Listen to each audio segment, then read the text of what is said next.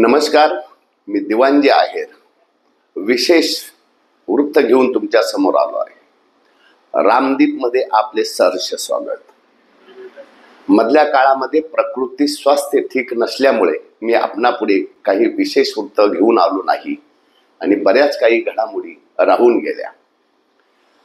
या मधल्या काळामध्ये वसई विरार शहर महानगरपालिके क्षेत्रातील कामांचा लेखाजोखा घेण्याचा राहून गेला। पालिकेला अनेक कामे आहेत। महानगरपालिका क्षेत्रातील येणारे शहरे, गावे, ग्रामीण भाग, शहरी भाग, तर महानगरपालिकेच्या क्षेत्रामध्ये येणाऱ्या प्रत्येक विभागावर काम करण्यासाठी एक वेगवेगळी आस्थापना विभाग आहेत। केंद्र सरकार आणि राज्य सरकार चालवत असताना कायद्याच्या अनेक चौकटीमध्ये काम करत असताना प्रत्येक अधिकारी असो, कर्मचारी असो किंवा पत्रकार असो, यांचा प्रत्येकाचा रोल आपल्या आपल्या पद्धतीने योग्य चालत असतो। परंतु वसई विरार शहर महानगरपालिकेला दिवा स्वप्न पडू लागले आहे। महानगरपालिके क्षेत्रामध्ये अधिकृत बांधकामांवर जोर देण्याऐवजी अवैध बांधकामावर गेली। महानगरपालिका स्थापन 2009 साली झाली, तेव्हापासून यावर अनेक राजकीय पक्षांनी आवाज उठविला। मधल्या काळामध्ये सत्तांतर होऊन, म्हणजे साधारण 133 दिवस सत्तांतर होऊन राज्य चालत आहे भारतीय जनता पार्टीच्या अधिपत्याखाली, आणि या क्षेत्रामध्ये देखील भारतीय जनता पक्षाचे आमदार निवडून आलेले आहे। या सर्व काळामध्ये भारतीय जनता पक्षाने मधल्या काळामध्ये मीरा भाईंदर पोलीस अधीक्षकांना, कमिशनरला, ज्या लोकांना नोटीस दिलेली आहे अनधिकृत बांधकामाबाबत, त्यावर कारवाई करावी, का केली, कुणावर केली की नाही, याबाबत यादी देण्यात आली। जशी ही यादी अधिकृतरित्या महानगरपालिकेची होती, त्यावर प्रशासन काम करू लागले। सत्तांतर झाल्यानंतर अनधिकृत बांधकामाला चाप बसला।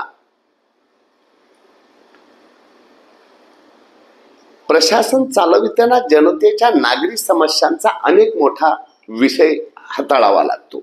त्यामध्ये प्रमुख पाणी प्रश्न असतो, दळणवळणासाठी रस्त्याचा प्रश्न असतो, आरोग्याबाबत अनेक समस्या आहेत, शहर स्वच्छ आहे की नाही, प्लॅस्टिकची बंदी असताना प्लॅस्टिक वापर होतो का, चाय पिण्यासाठी अनेक दुकानांमध्ये कागदी कपाचा वापर होतो।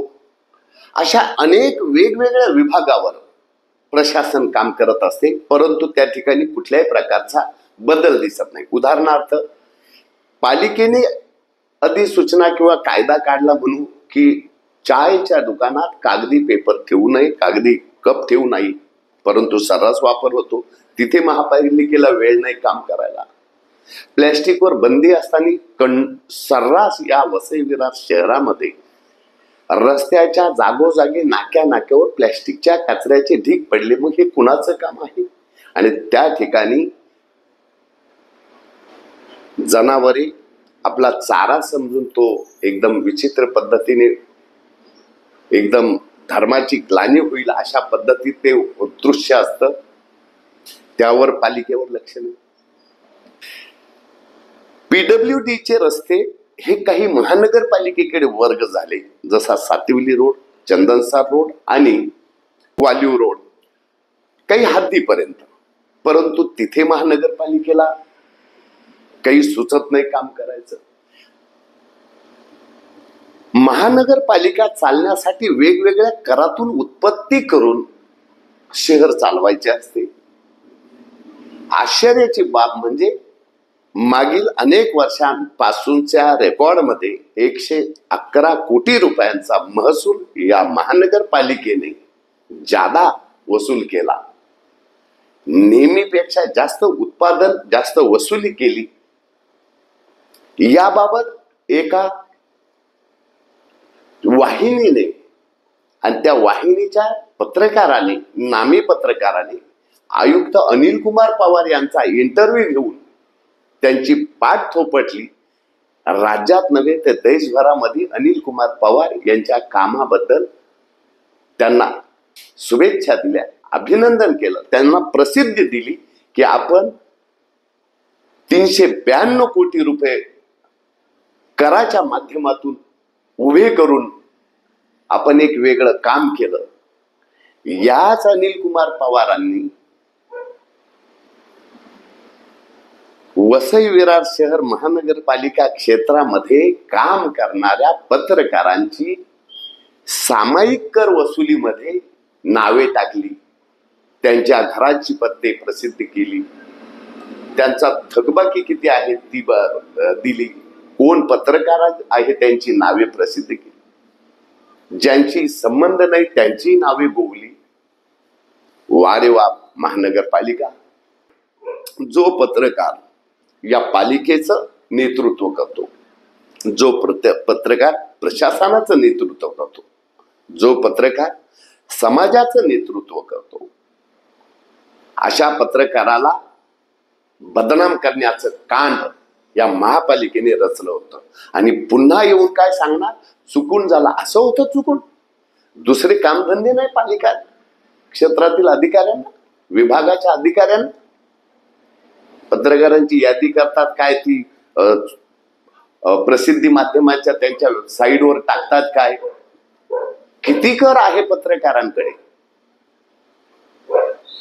हजारो वाणिज्य गाळे बांधले गेलेत, परंतु अनेक वर्षांपासून बंद आहे. त्या वाणिज्य गाळ्याच्या सेटरवर पालिकेच्या नोटीस आहे. काहींच्या 1 लाख घरपट्टी थकबाकी आहे, काहींचे 50,000, 20,000, 2,000, 10,000 अशी वसूल तुम्हाला त्यांना शोधून करता येत नाही. तुमच्याकडे त्यांना घरपट्टी देताना पत्ता काही नाही, त्यांचा फोन नंबर नाही. येतात सेटरवर लावून नोटीस लावून निघून जातात.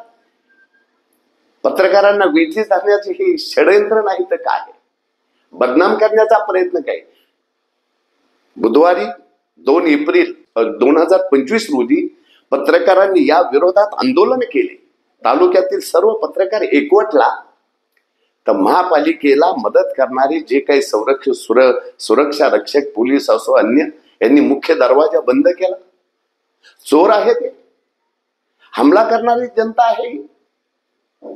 शांततेच्या आणि कायद्याच्या चौकटीत राहून दरवाजा बंद असल्यामुळे बाहेर हे आंदोलन केले. अवघ्या 2 तासात आपला विजय मिळवला. कायद्याच्या नियमावर राहून महापालिकेला गुडघ्यावर बसविले. पालिकेचे आस्थापना विभागाचे सदानंद पुरव आणि उपायुक्त भूमकर साहेब हे येऊन भेटले की तुम्ही आयुक्तांना भेटा. पत्रकारांनी नाकारलं. आयुक्तांच्या केबिन मध्ये जाऊन आम्ही काय बोलणार. अखेर अतिरिक्त आयुक्त संजय हेरवाडे यांनी येऊन दिलगिरी व्यक्त केली. चुकून झालंय वगैरे, यापुढे होणार नाही. चुकून झाले. जे पत्रकार अर्धपोटी राहून हे पत्रकारितेचं नेतृत्व आहे ते करत असतात. मध्यंतरी एक वृत्त आलं होतं, अनिल कुमार पवार ही ईडीच्या रडारवर आहे. याचा अर्थ काय घ्यायचा जनतेने. यापूर्वीचे अतिरिक्त आयुक्त रमेश मनाळे यांचा कारभार तपासा.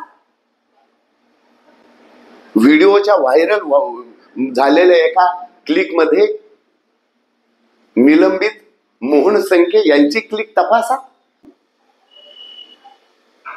काय कारभार आहे तुम्ही तुमचा प्रसिद्ध करा. शासकीय भूखंडावर अतिक्रमण झाले ते तुम्ही राखू शकत नाही. पत्रकारांना बदनाम करण्याचे हे कांड तुमचं सक्सेस झालं नाही. पत्रकार कुठे राहतो, काय राहतो.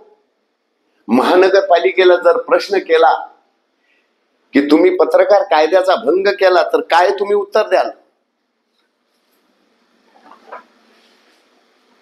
पत्रकार सुरक्षा कायदा 2019 चा महाराष्ट्र अधिनियम क्रमांक 29 मालमत्तेला नुकसान व हानी ह्याचा भंग नाही केला आपण.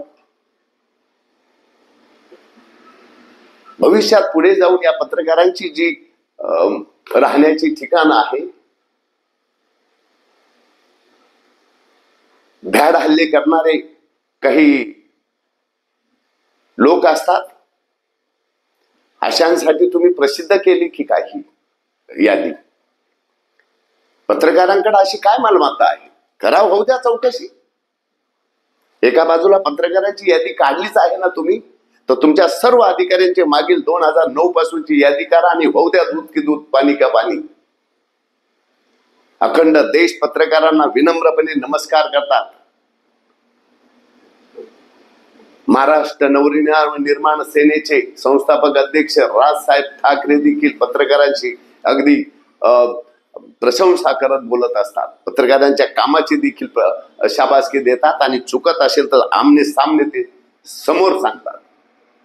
हिंदू हृदय सम्राट बाळासाहेब ठाकरे देखील पत्रकारांच्या बाजूने बोलायचे, स्वतः म्हणायचे मी पत्रकार आहे पण सत्य लिहित चला.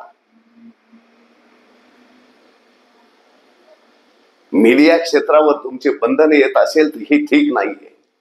चौथा स्तंभ म्हणतात, त्या चौथा स्तंभाची मान मर्यादा वसई-विरार महापालिकेच्या आयुक्तांनी राखली पाहिजे. चुकलं हुकलं आणि काहीतरी कारण द्यायचे. काय चुकलंय? अरे तुम्हाला भरपूर कामं आहे, त्या कामाकडे लक्ष द्या. एका बाजूला वृक्षारोपण करताना दुसऱ्या बाजूला झाडांची कत्तल चालू आहे. काढा सर्वे. संपूर्ण शहरामध्ये असलेले नाले नद्या यांचं संशोधन करा आणि किती नाले बुजले गेले बघा. हा दरवर्षी पावसाळ्यामध्ये वसई बुडते, मुंबई अहमदाबाद हायवे पाण्याखाली गेला, पत्रे चत्रे मत्रे काढले, बाकी जैसे ते. अनेक अतिरिक्त आयुक्त आले आणि गेले. काय फरक पडला या शहराला? रस्त्यावर हातगाडींचे प्रमाण भरपूर आहे. इकडे कारवाई केली तिकडे सुरू. कोणाच्या बळावर होतंय हे? पत्रकारांच्या नादाला लागू नका. अखंड देशातील पत्रकार रस्त्यावर येतील. हा एका वसई-विरार शहर महानगरपालिका क्षेत्रातील पत्रकारांचा मुद्दा नाहीये.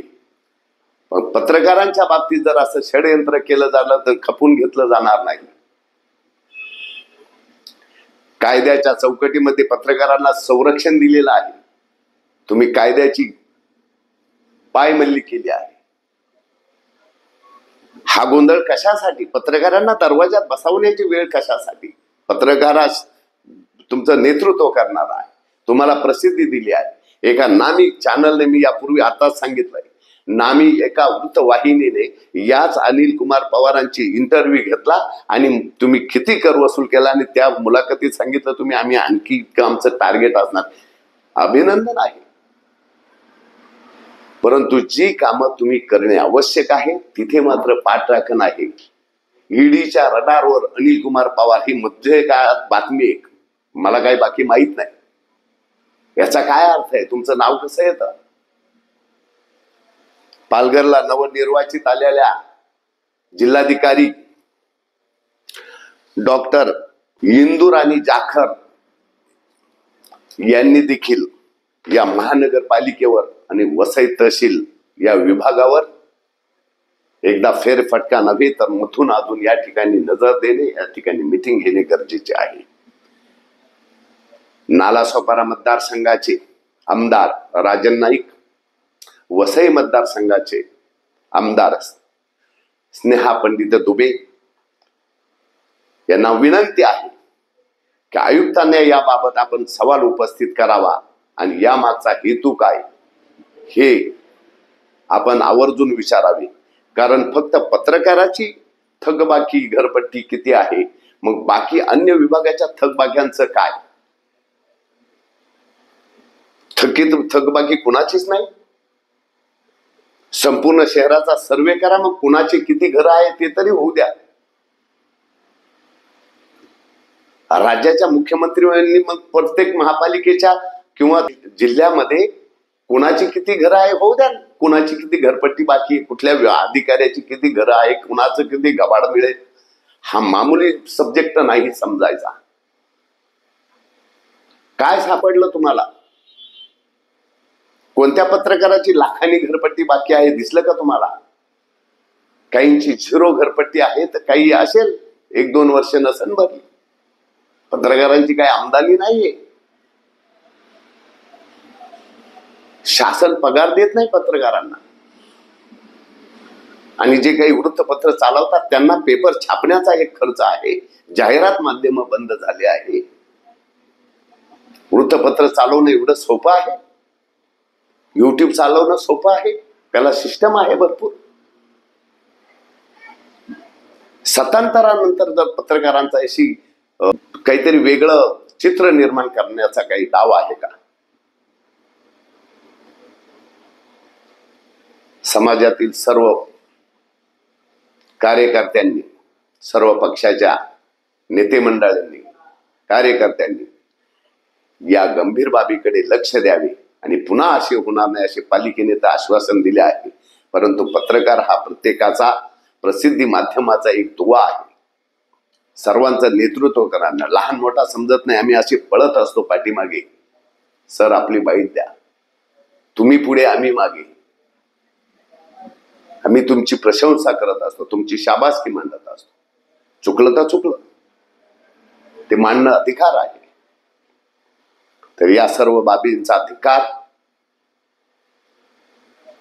आयुक्त अनिल कुमार पवार यांनी प्रशासकीय यंत्रणेच्या चौकटीत राहून प्रशासक असल्यासारखे काम करावे, हुकुमशहा सारखे काम करू नये. आज मात्र इतकेच. जय हिंद, धन्यवाद.